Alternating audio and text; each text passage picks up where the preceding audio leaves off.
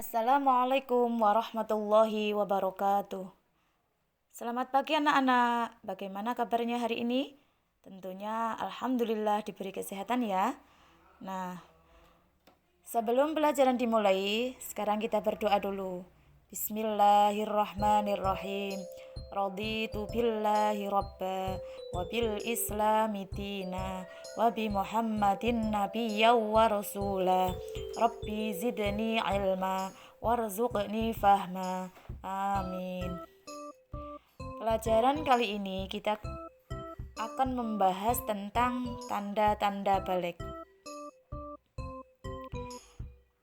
Aturan-aturan dalam agama Islam diatur sedemikian rupa sehingga tidak memberatkan umat Islam sendiri.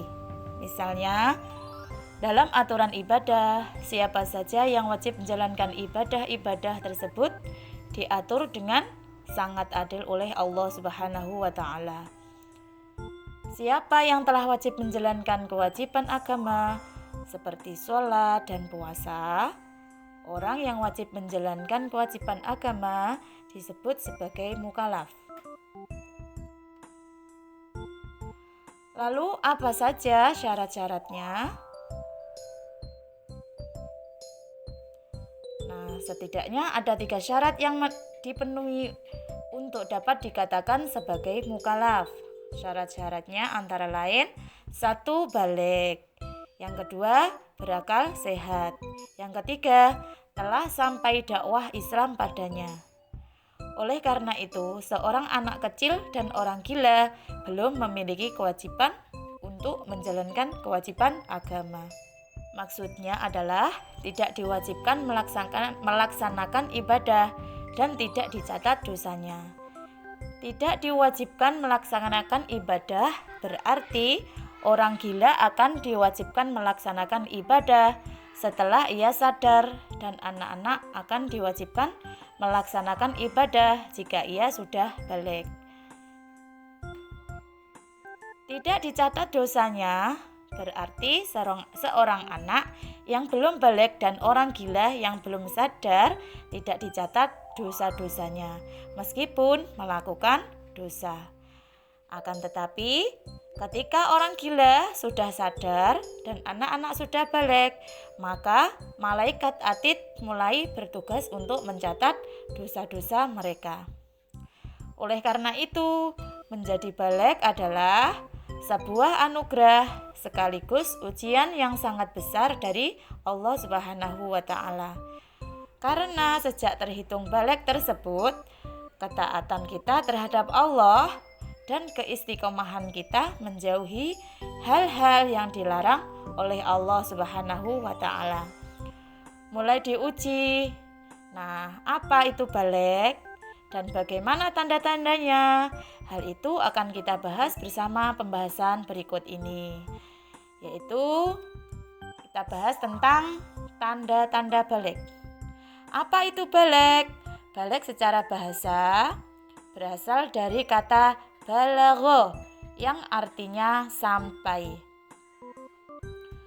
Menurut istilah, baligh artinya telah sampai usia seseorang pada kedewasaan. Jadi, seseorang yang sudah baligh dianggap sudah cukup dewasa untuk berpikir dan bertindak. Oleh karena itu, baligh dijadikan titik awal dalam pelaksanaan kewajiban-kewajiban syariat.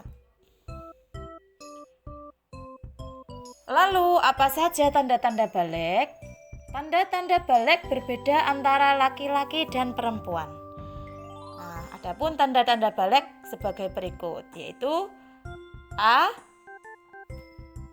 Haid untuk anak perempuan yang berusia minimal 9 tahun. B. Ihtilam atau mimpi basah untuk anak laki-laki yang berusia minimal 9 tahun. C. Mencapai usia 15 tahun Hijriah bila sampai usia tersebut belum mengalami haid atau ihtilam.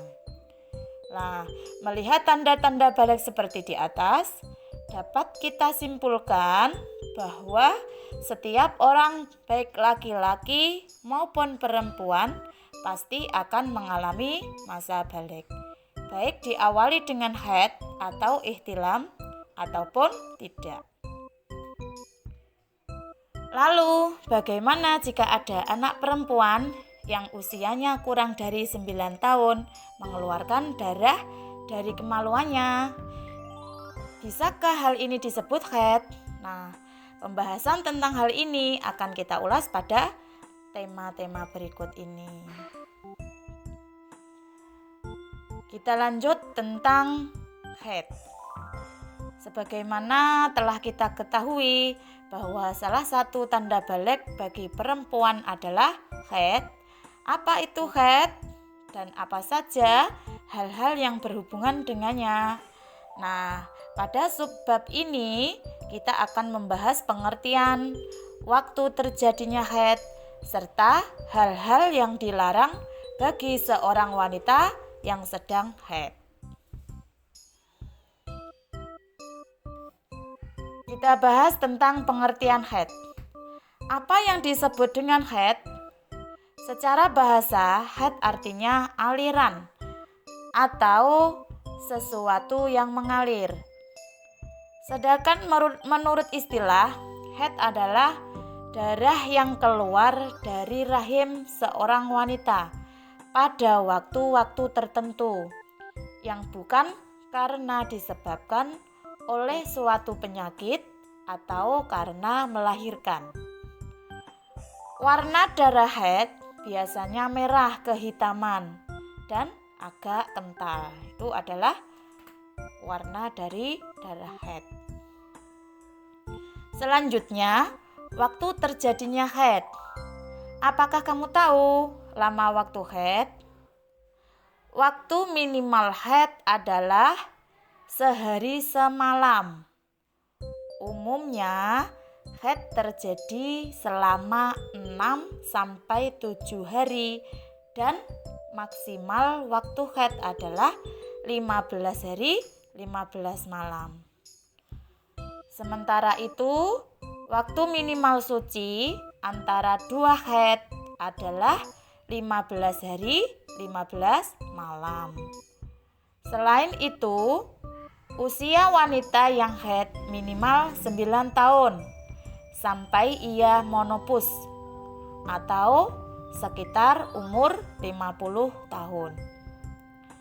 Nah, melihat ketentuan waktu haid seperti di atas, jika ada seorang perempuan yang mengeluarkan darah dari kemaluannya dalam waktu kurang dari 24 jam atau lebih dari 15 hari 15 malam, maka darah yang keluar tidak bisa disebut darah haid.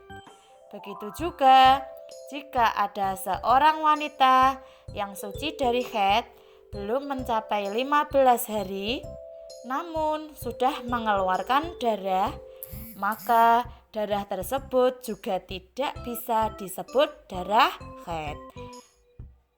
Lalu, jika darah tersebut tidak bisa disebut sebagai darah haid, maka disebut darah apa? Nah, darah yang keluar kurang dari masa minimal haid atau lebih dari masa maksimal haid disebut sebagai darah istighadah. Darah istighadah adalah darah yang keluar dari kemaluan wanita di luar kebiasaan haidnya atau di luar waktu haid, serta bukan disebabkan karena melahirkan. Nah, jadi dapat kita simpulkan bahwa istighadah terjadi dalam kondisi 1. Darah keluar dalam waktu kurang dari 24 jam. 2. Darah keluar dalam waktu lebih dari 15 hari 15 malam. 3. Darah keluar sebelum 15 hari dari masa suci sebelumnya. Nah, itu dikatakan sebagai darah istighadah. Nah, sebagai seorang wanita, penting bagi kita untuk mencatat siklus haid kita tiap bulan agar kita bisa mengidentifikasi apakah saat itu kita mengalami haid atau istighadah. Selanjutnya, hal-hal yang dilarang bagi perempuan yang sedang haid. Seorang wanita yang sedang haid dikatakan berhadas besar. Oleh karena itu, wanita yang sedang haid dilarang untuk mengerjakan beberapa ibadah. Adapun yang dilarang bagi perempuan yang sedang haid antara lain 1. Sholat 2. Puasa. Nah, meskipun wanita yang sedang haid dilarang puasa, namun ia diwajibkan untuk mengqadha atau mengganti puasa wajib yang ia tinggalkan pada hari yang lain. Yang ketiga, tawaf atau mengelilingi Ka'bah. Meskipun dilarang melaksanakan tawaf, namun wanita yang sedang haid diperbolehkan melaksanakan rangkaian haji yang lain seperti wukuf, sa'i, melempar jumroh, dan lain-lain. Yang keempat, menyentuh mushaf dan membaca Al-Quran. Yang kelima, iktikaf atau berdiam diri di masjid. Nah, hal-hal yang dilarang bagi orang yang sedang haid tidak dilarang bagi orang yang sedang istighadah. Artinya, seorang yang sedang istighadah tetap memiliki kewajiban untuk sholat dan puasa, serta boleh melaksanakan ibadah lainnya seperti membaca Al-Quran, tawaf, dan lain-lain. Itulah pengertian dan hal-hal yang dilarang dalam haid. Selanjutnya kita bahas tentang mimpi basah atau ihtilam. Terjadinya mimpi basah. Mimpi basah terjadi ketika seorang laki-laki tidur, kemudian saat bangun sudah mengeluarkan mani atau sperma. Mimpi basah ini merupakan tanda-tanda balik bagi laki-laki.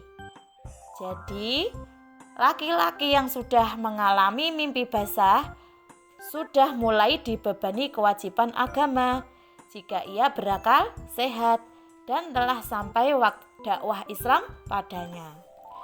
Mimpi basah merupakan sebuah hadas besar.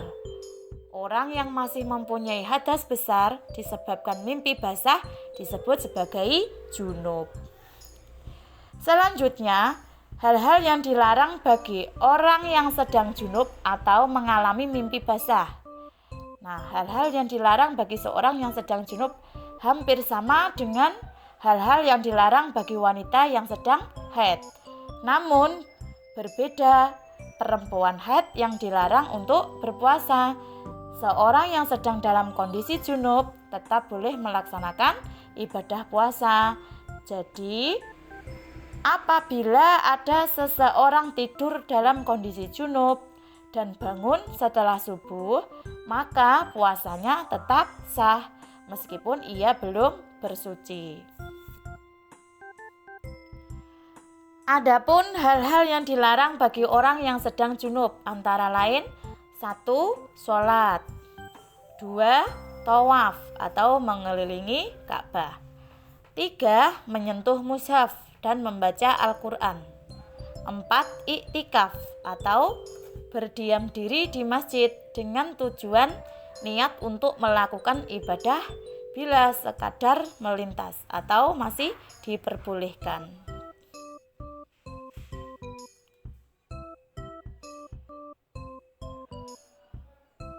Kesimpulannya, 1. Mukallaf adalah orang yang sudah dibebani kewajiban syariat, itu disebut mukallaf. Yang kedua, syarat mukallaf ada 3, yaitu baligh, berakal, dan sudah sampai dakwah Islam kepadanya. 3. Tanda-tanda baligh bagi perempuan adalah haid atau mencapai usia 15 tahun Hijriah. Jika sampai usia tersebut tidak ada tanda-tanda haid, seorang perempuan yang sedang haid dilarang sholat, puasa, membaca Al-Quran, dan menyentuh mushaf Al-Quran, tawaf, serta iktikaf di masjid. Yang keempat, tanda-tanda balik bagi laki-laki adalah mengalami mimpi basah atau mencapai usia 15 tahun Hijriah. Jika sampai usia tersebut tidak ada tanda-tanda mimpi basah, seorang laki-laki yang dalam kondisi junub karena ihtilam dilarang melaksanakan sholat, tawaf, iktikaf, menyentuh, dan membaca Al-Quran. Demikianlah materi pada kali ini. Semoga bisa bermanfaat bagi kita semuanya. Sekarang pelajaran kita tutup dengan bacaan doa. Bismillahirrahmanirrahim. Wal 'asri innal insana lafi khusrin illa alladziina aamanu wa 'amilus sholihati wa tawashaw bil haqqi wa tawashaw bis sabr. Bismillahirrahmanirrahim. Subhanakallahumma wa bihamdika asyhadu an la ilaha illa anta astaghfiruka wa atubu ilaik. Wassalamualaikum warahmatullahi wabarakatuh.